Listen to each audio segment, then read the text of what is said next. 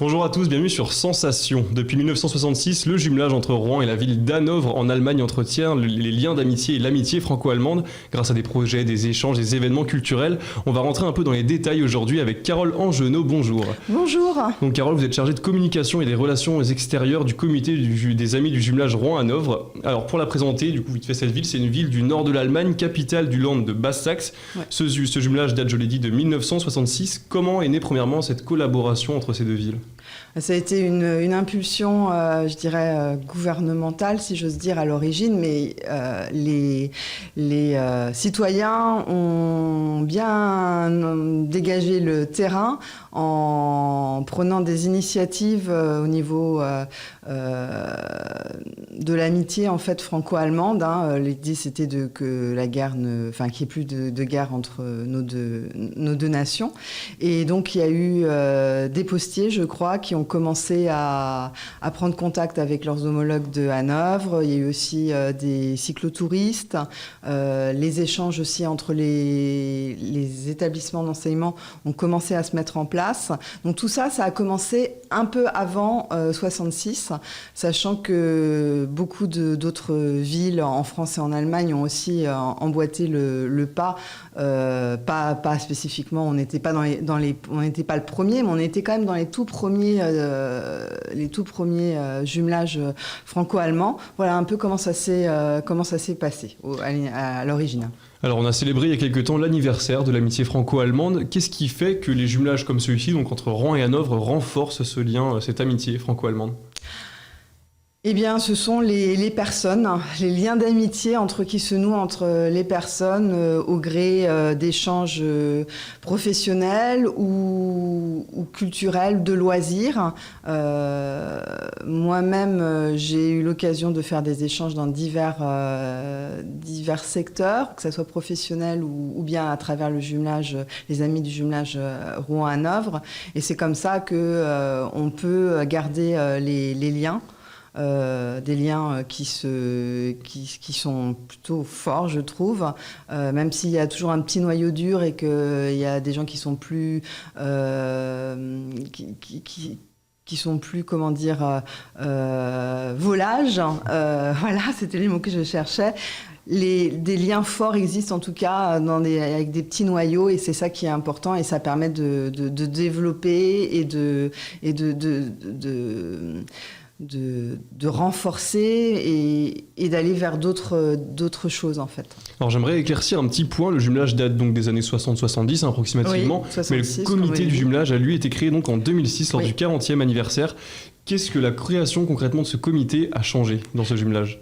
Donc c'était effectivement très tard, vous faites bien de le souligner, 40 ans après, c'était des liens que donc en fait c'était pas formalisé. Je vous ai dit, il y avait les postiers, il y avait les établissements d'enseignement, même si eux ils ont des conventions entre établissements, mais il y avait aussi d'un point de vue politique des liens qui avaient été je dirais entretenus au cours de toutes ces années, mais il y avait pas nous ce qu'on souhaitait c'était un petit groupe en fait de gens qui est particulièrement passionnés par l'Allemagne et puis qui souhaitaient ajouter une touche plus personnelle à ces échanges en développant des échanges finalement sur la base simplement de l'amitié, parce que ce que je vous ai dit, c'était les postiers, je vous ai parlé d'enseignement, je vous ai parlé de cyclotouristes, mais là, en fait, l'idée, c'est simplement avoir envie de se rencontrer parce qu'on aime l'Allemagne ou qu'on aime la France, on aime Hanovre, on aime Rouen, on ne connaît pas obligatoirement bien la ville jumelée, mais on a envie de la découvrir et voilà. Alors on l'a un peu évoqué en début d'émission, c'est beaucoup basé sur l'échange, le voyage, ce jumelage. Comment un échange par exemple entre étudiants est organisé ? Comment faut-il faire ? Quel type d'échange en général faites-vous ? Alors, il faut savoir que les échanges étudiants ne passent pas par nous, ça passe directement par les établissements d'enseignement supérieur, mais nous nous avons des programmes formidables qui existent. Pour ne citer qu'un, c'est le programme Erasmus, qui existe depuis 1987, si ma mémoire est bonne, et qui, lui, est vraiment une des bases de ces échanges. Donc, les étudiants intéressés peuvent se renseigner auprès de leur service relations internationales au sein de leurs établissements respectifs. Donc là, ce sont des échanges qui sont cadrés, qui rentrent dans un programme sur une durée avec une université partenaire. Les établissements d'enseignement supérieur rouennais ont plus ou moins de conventions avec les établissements de Hanovre et de sa région, de la Basse-Saxe ou de l'Allemagne en général. Mais voilà, la porte d'entrée, si en tant qu'étudiant, on souhaite avoir une expérience dans la ville ou dans le LINT partenaire, c'est le service de relations internationales. Alors, dans ces échanges, ils sont beaucoup basés sur le sport, sur la culture, l'environnement aussi, mais aussi sur l'aspect économique. Oui. Est-ce que vous pouvez un petit peu expliquer qu'est-ce que cet aspect économique vient faire dans tout ça ? L'économie, c'est-à-dire que oui, on a trouvé plusieurs moyens d'exprimer cette amitié et ce lien entre nos deux villes. Par exemple, je peux citer la chambre de métier et de l'artisanat de Seine-Maritime, qui est jumelée avec la chambre de métier et de l'artisanat de Hanovre depuis de très nombreuses années. Et donc, il y a des échanges qui se font, des échanges d'apprentis, donc des jeunes apprentis allemands qui viennent ici dans des entreprises, que ce soit couvreurs, boulangers, coiffeurs, enfin voilà, différents métiers, ou métalliers, et puis inversement des apprentis rouennais qui partent là-bas.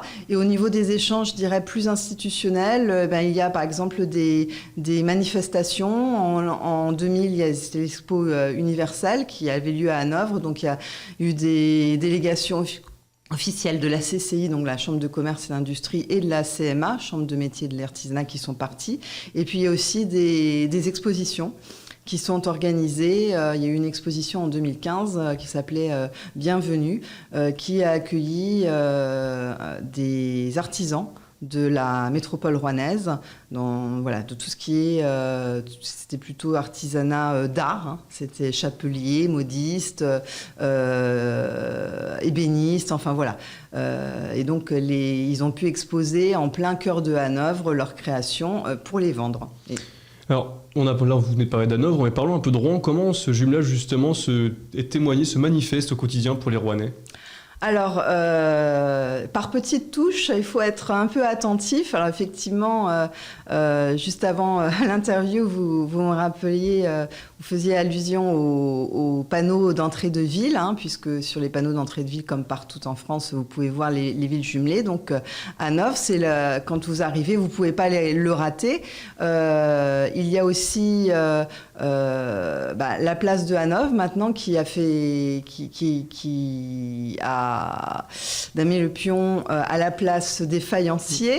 Ça a été un dossier qui a été porté par les précédents présidents de Rouen-Hanovre, mais ça a été, et puis aussi par l'ancien directeur de la MJC Rouen-Rive-Gauche, Philippe Fernet. Ça n'a pas été un dossier facile, mais voilà, c'est devenu place de Hanovre, donc depuis 2016, l'année durant laquelle nous avons célébré le 50e anniversaire du jumelage. Et puis aussi, en 2019, alors peu de Rouennais le savent, mais il y a un tilleul qui a été offert par la ville de Hanovre en 1976 et qui se trouve dans le square Verdrel, qui a été épargné par les remembrements ou le réaménagement du square. Donc nous avons été très attentifs en lien avec la ville de Rouen pour que ce tilleul soit conservé et mis en valeur. Et donc avec l'aide de la collaboration du bâtonnier de Rouen, nous avons remis en place un panneau qui indique que ce tilleul a été offert par la ville de Hanovre en 1967. Malheureusement, je me suis aperçue il y a quelques semaines, donc je vais remonter au créneau, que ce panneau avait de nouveau disparu. Donc je ne sais pas si c'est volontaire ou involontaire. J'aurais plutôt tendance à dire que c'est involontaire, voilà. Bon bah affaire à suivre en tout cas, merci beaucoup à Carole Angenot d'avoir été avec nous. Donc si nos auditeurs souhaitent plus d'informations sur le jumelage, ils peuvent se rendre sur le site du comité, amis du jumelage rouen-hanovre.eu. Et comme d'habitude, cette émission est disponible en podcast audio et vidéo sur notre site, application et chaîne YouTube Radio Sensation.